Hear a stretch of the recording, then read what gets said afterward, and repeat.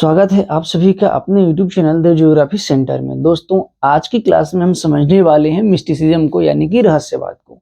इस क्लास में, इस वीडियो में हम ये डिस्कस करेंगे कि प्राचीन समय में जब वैज्ञानिक विश्लेषण नहीं होता था, जब वैज्ञानिक विधियों का प्रयोग नहीं होता था, तो लोग जो चीजें कहते थे, जो कल्पनाएं करते थे, उनको आखिर हम कहते किसको थे। और सुनने में भी थोड़ा अटपटा आपको लग रहा होगा कि रहस्यवाद क्या चीज है, कैसे। देखिए, आज से लगभग 400 ईसा पूर्व, यानी कि अगर हम लगभग 400 बीसी की बात करेंगे, तो उससे पहले क्या था ना, कि किसी विषय में, किसी ज्ञान पर कोई विचारधारा नहीं थी, कोई वैज्ञानिक विश्लेषण और तर्क नहीं था।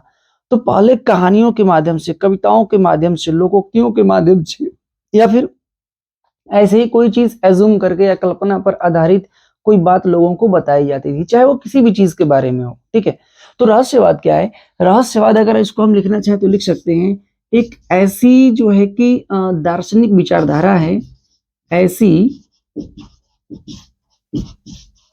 दार्शनिक विचारधारा है जो कल्पनाओं पर आधारित है, जो कल्पनाओं पर आधारित है।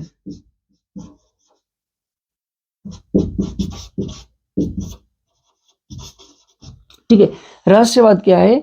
एक दार्शनिक विचारधारा है जो कल्पनाओं पर आधारित है, और कल्पनाओं के माध्यम से ही ये एक आदर्श परिणाम पर पहुंचने की कोशिश करते हैं। कल्पनाओं के माध्यम से ये एक आदर्श परिणाम पर पहुंचने की कोशिश करते हैं। ठीक है, यानी कि कहानियां बनाते हैं, कविताएं बनाते हैं, लोकोक्तियां बनाते हैं, मुहावरे बनाते हैं, और ऐसी तमाम प्रकार की चीजें करते हैं, रचनाएं करते हैं, और लोगों को बताते हैं कि देखिए ये चीज है। फिर भी रहस्य उसमें छुपा रहता है, यानी कि कुछ बात उसमें ऐसी रहती है जो छुपी रहती है। अब आप कहेंगे इसका प्रमाण क्या है? तो देखिए, पहले जो यूनान के विद्वान हुआ करते थे, होमर, ये मैं पढ़ा चुका हूं। अगर आपने पुराना पहले का वीडियो नहीं देखा हो ज्योग्राफिकल थॉट का, तो आप प्लेलिस्ट में जाइएगा, और आपसे रिक्वेस्ट है कि वहां से स्टार्टिंग से इसको आप देखिए। तो होमर जो कवि हुआ करते थे यूनान के, लगभग 900 बीसी में ये हुआ करते थे। ठीक है, तो इन्होंने इलियाड और ओडिसी नामक 2 ग्रंथ लिखे, और ये ग्रंथ में एक कविताएं ही थी। इन्होंने पृथ्वी को सागर सरिता से घिरा हुआ माना, और ऐसा माना था कि आकाश जो है खंभों पर टिका हुआ है।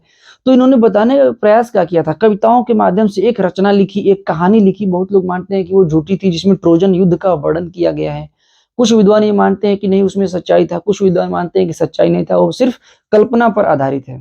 तो उसमें होमर महोदय ने क्या किया कि उस समय का जो ज्ञात विश्व था, उसकी परिधि पर जो स्थान थे, उन स्थानों को कल्पना किया। सिर्फ ये घूमे नहीं थे, कल्पना किया, कल्पना के आधार पर उसको रखने का प्रयास किया।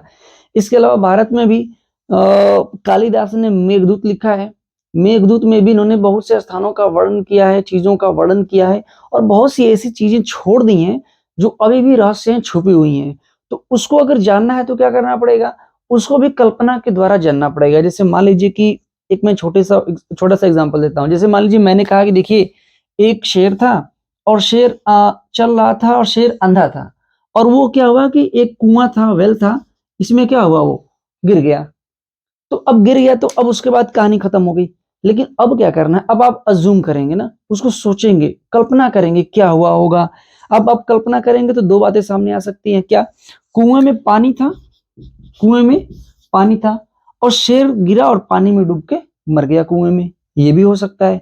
दूसरी कल्पना ये भी हो सकती है कि नहीं, कुआं बहुत गहरा नहीं था, सूखा था, शेर उसमें गिरा, फिर कूद करके भाग गया बाहर, उछल करके भाग गया बाहर। तो ये भी हो सकता है।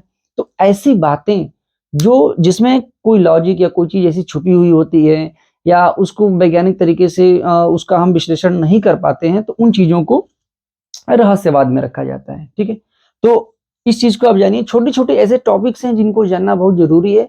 देखिए दोस्तों, ये बहुत कठिन नहीं है, ये बहुत आसान है इसको जानना। बस दिमाग में आपको शब्द पर ध्यान देना है, मिस्टिसिज्म। ठीक है, शब्द पर आपको ध्यान देना है, कि है क्या चीज वो। रहस्य का मतलब कोई छुपी हुई बात। ठीक है, तो मिलते हैं अगले क्लास में। धन्यवाद।